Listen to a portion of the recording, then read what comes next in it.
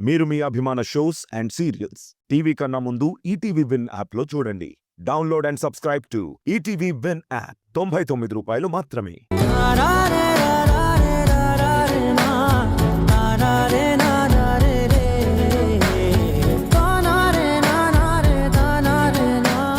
అసలు దీనిలాంటి దాన్ని కూతురని పిలవాలంటేనే చాలా అసహ్యంగా ఉంది.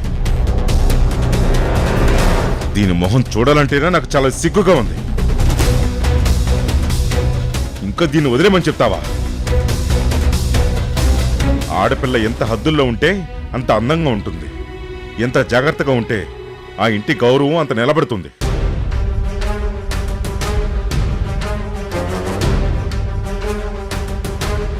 అలాంటిది ఒక వ్యక్తిని ప్రేమించింది కదా అని స్వతంత్రంగా వదిలేశాను. ఆ వ్యక్తితో బయటికి వెళ్తాను అంటే నా కూతురు నిప్పు తప్పు చేయదు అన్న ధైర్యంతో తనని పంపించాను. కానీ కానీ కానీ ఈరోజు ఏం జరిగింది? వాడు ఎవడు ఎలాంటి వాడు తెలుసుకోకుండా ప్రేమించింది. అయినా సరే నేను నా కూతురు గురించి ఆలోచించాను. తరువాత వాడు ఒక క్రిమినల్ అని తెలిసింది, పాత నేరస్తుని తెలిసింది.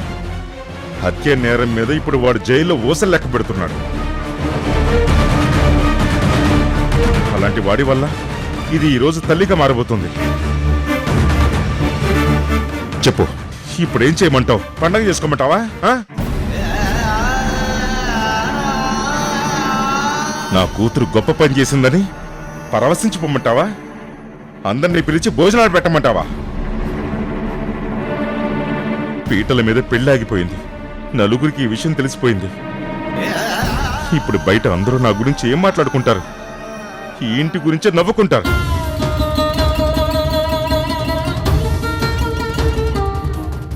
ఎవడో గోపి అని అడ్రస్ అయినా లేని అనామకుడు ఇంట్లో తెచ్చిపెట్టుకున్నారు. కూతురు ప్రేమలో పడింది, వాడేమో తల్లిని చేసి జైల్లో ఊసలు లెక్క పెడుతున్నాడు అనుకుంటారు. వాడు చాలా తెలివిగానే చేశాడు.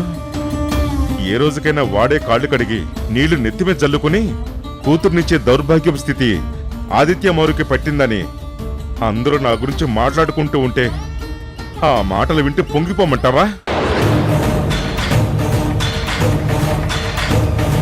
నా కూతురి వల్ల నాకు ఈ పరిస్థితి వచ్చిందని మురిసిపోమంటావా?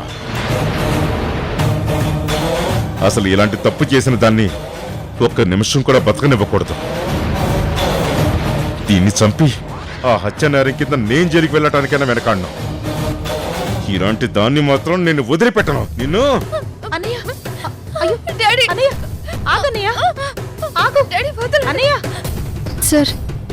తప్పుతారా?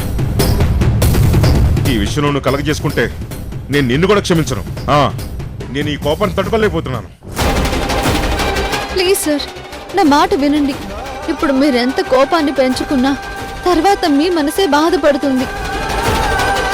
మీరెంతో ప్రేమగా పెంచిన మీ కూతుర్ని బాధ పెట్టిన వాళ్ళు అవుతారు.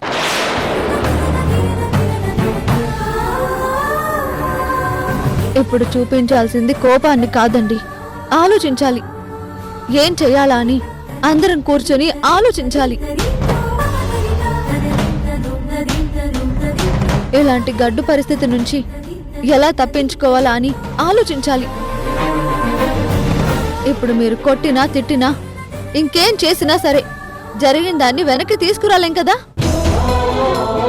తను ప్రేమించింది, మనసారా గోపిని కోరుకుంది, తనతోనే జీవితం అనుకుంది. అందుకే తన జీవితాన్ని పంచుకుంది. ఇలాంటి ఒక పరిస్థితి వస్తుందని కానీ, గోపి పరిస్థితి అలా మారుతుందని కానీ తను ఊహించి ఉండదు కదా. ఇప్పుడు తనని ఏమన్నా ప్రయోజనం ఉండదు. ప్లీజ్ సార్, కోపాన్ని కంట్రోల్ చేసుకోండి.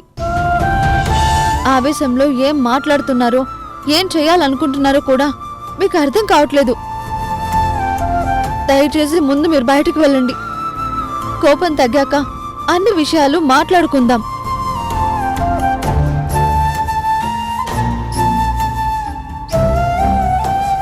చూడుతారా, కేవలం నీ మీద గౌరవంతో నేను ఇప్పుడు వెళ్తున్నాను. కానీ అది చేసిన తప్పును మాత్రం నేను సమర్థిస్తాను అనుకోకు. నేను ఒప్పుకుంటాననుకోకు. ఆ గోపిగడి విషయంలో నేను క్షమిస్తానని మాత్రం అనుకోకు. అది దానికి అర్థమయ్యేలా చెప్పు. వెళ్ళండి సార్.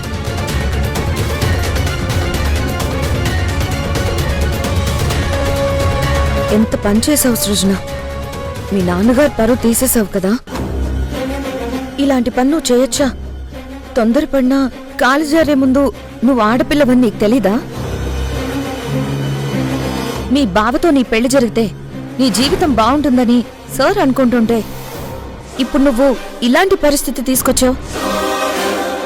ఆయన తండ్రి కాబట్టి తన కూతురు విషయంలో ఎన్ని మాటలన్నా అనొచ్చు. అది తండ్రి కూతుళ్ళకి సంబంధించింది. నువ్వు ఈ ఇంట్లో కేవలం ఒక మేనేజర్వి మాత్రమే. సృజన ఈ ఇంటికి యజమాని.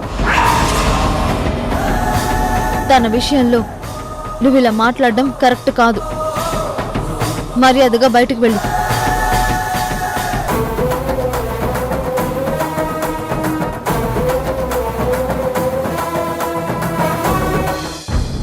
చూడుతారా, నువ్వు సృజనని వెనకేసుకుని రావచ్చు, కానీ సృజన చేసింది మాత్రం మంచి పని కాదు. తనకి అర్థమయ్యేలా చెప్పు.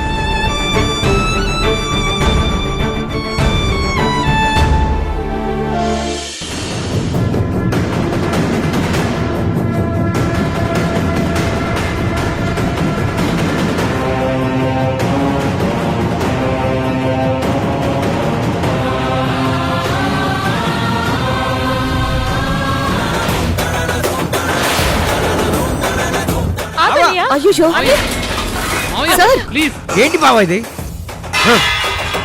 ఆగండి, వదలండి, వదలండి.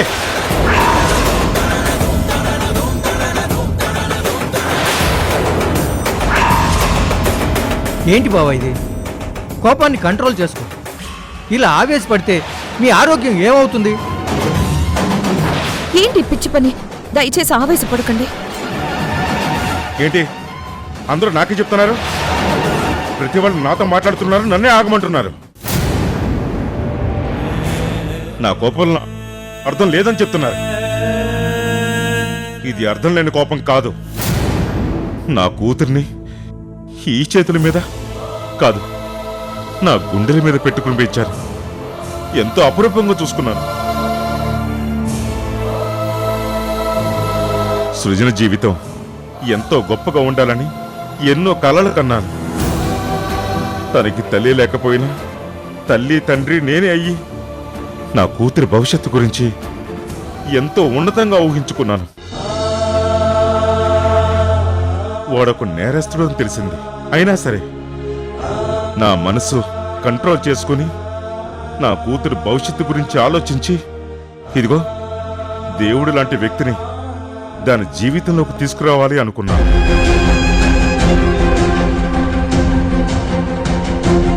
నా అల్లుడు మంచివాడు, గొప్పవాడు కాబట్టి నా కూతురు ప్రేమ గురించి తెలిసిన నా ఇంటి పరువు గురించి ఆలోచించి తను పెళ్లి చేసుకోవడానికి ఒప్పుకున్నాడు.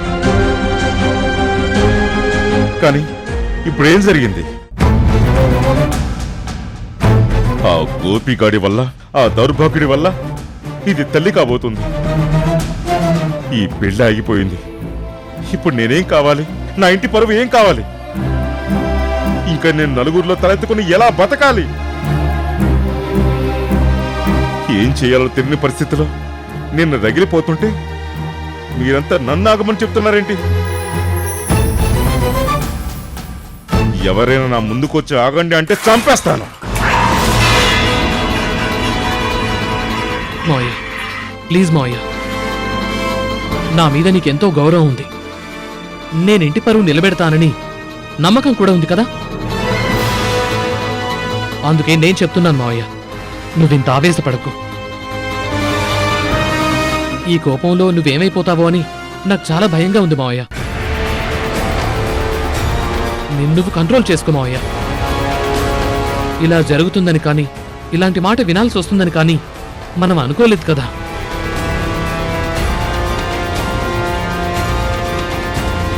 మన ఊహకందని విషయం జరిగింది. ఇప్పుడు ఏం చేసినా ప్రయోజనం ఉండదు. దయచేసి నువ్వు కొంచెం కంట్రోల్ చేసుకో మావయ్య. అన్ని విషయాలు తర్వాత మనం ఆలోచిద్దాం.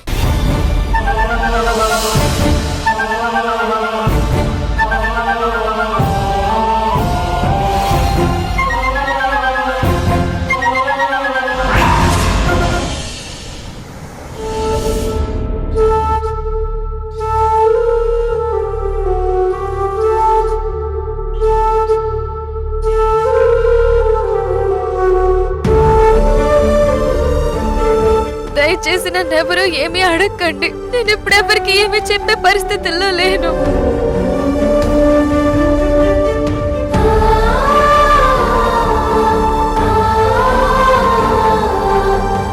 అందరి ముందు ఇప్పుడు నా సృజికి నేను ఒక గొప్ప సర్ప్రైజ్ ఇవ్వబోతున్నాను.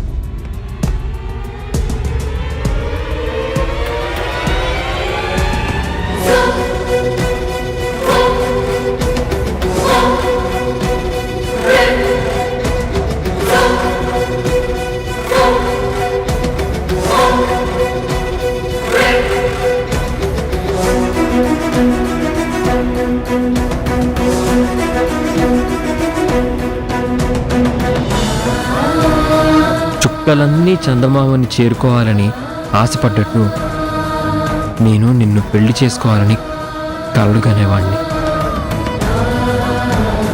పెళ్ళైనా చావైనా బతుకైనా చివరి వరకు తట్టుకోవాలి.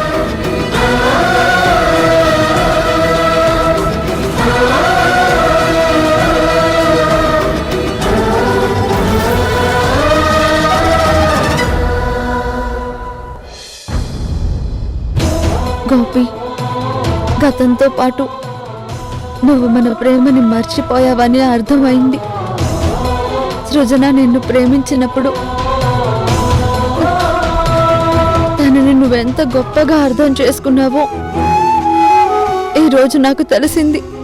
ఆ రోజు బర్త్డే పార్టీలో సృజనకి ప్రపోజ్ చేసిన తీరును చూసి నువ్వు తనని ఎంతగానో ఇష్టపడుతున్నావు అనుకున్నాను. ప్రేమ అనే 2 అక్షరాలు ఎంత మధురంగా ఉంటాయో నిన్ను ప్రేమించాకే అర్థం. కానీ మీరు అప్పటికే ఒకటైపోయారు అని తెలుసుకోలేకపోయాను.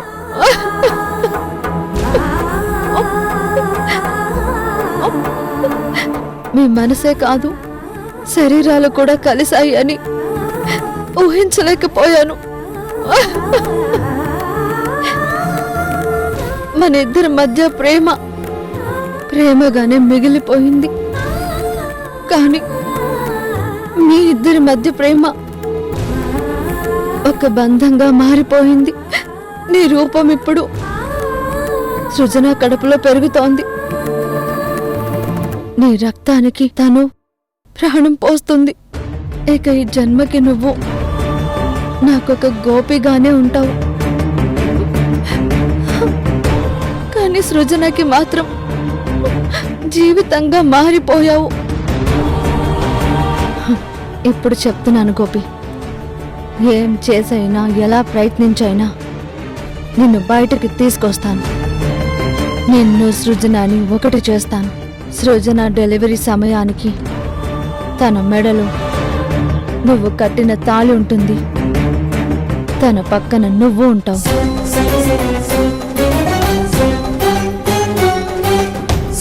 ఇది నిన్ను ప్రేమించిన కాంతారగా నీకే తెలియకుండా ఇస్తున్న మాట.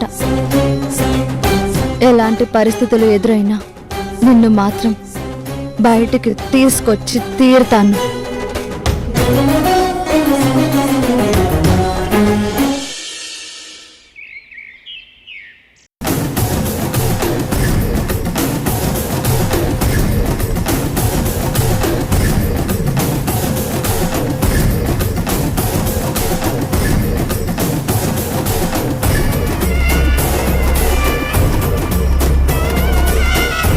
అబ్బాయ్,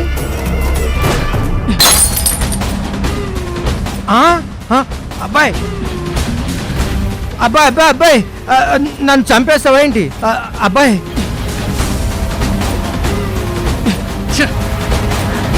నిన్ను కాదు బాబాయ్, ఆ గోపిగాన్ని చంపేయాలనుంది.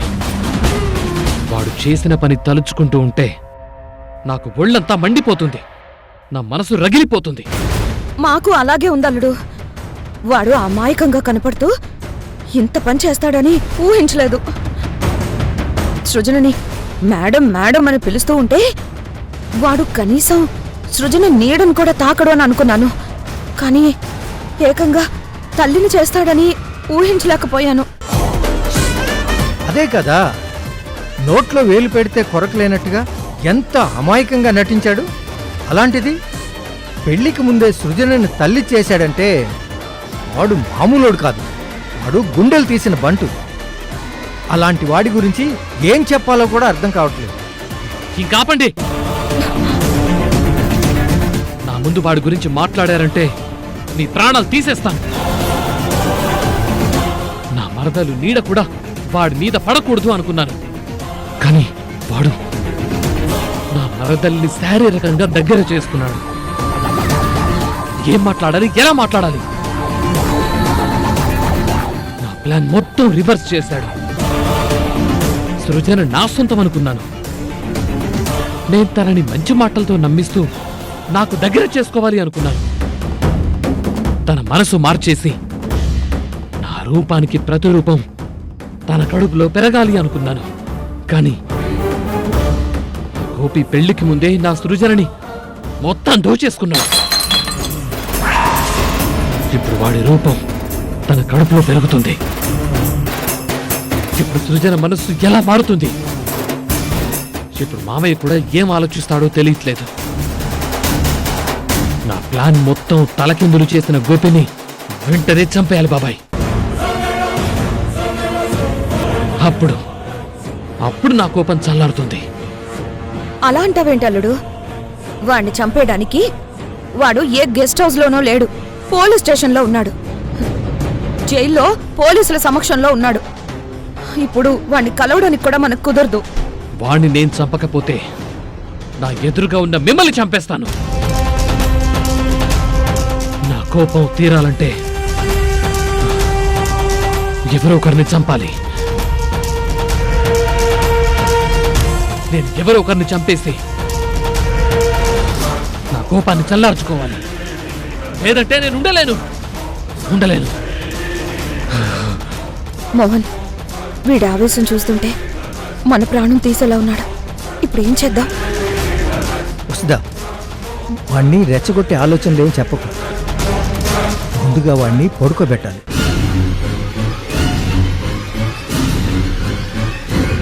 చంపేస్తాను.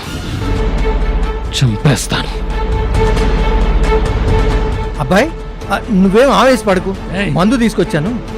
నువ్వు దా, ముందు మందు కొట్టు. ప్రశాంతంగా ఉండు. నేను ఉన్నా కదా.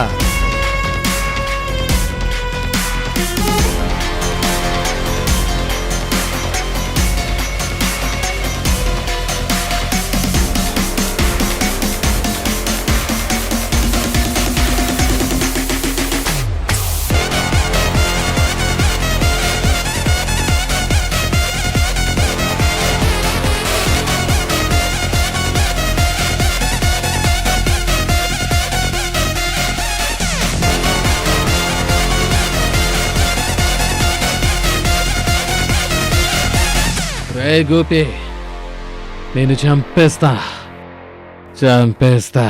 అమ్మాయ్యా, వీడు మత్తులోకి జారుకున్నాడు. తెలివి రావడానికి కనీసం 4-5 గంటలు పడుతుంది. ముందు ఇక్కడి నుంచి వెళ్దాం. పద.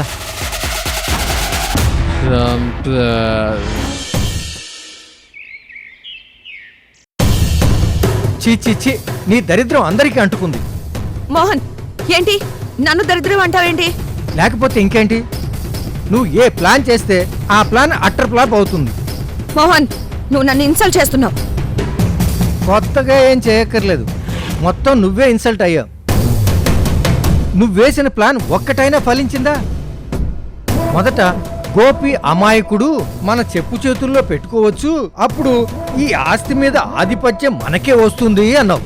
ఇప్పుడు ఏమైంది? ఆ గోపి సృజనకి దగ్గరయ్యి వాడు హీరో అయ్యాడు. నువ్వు ఆడదాని కాబట్టి ఏడుస్తున్నానని చెప్తున్నావు, కానీ నేను మగాణ్ణి కాబట్టి ఏడవలేక ఇదిగో నీతో ఇలా మాట్లాడుతున్నాను.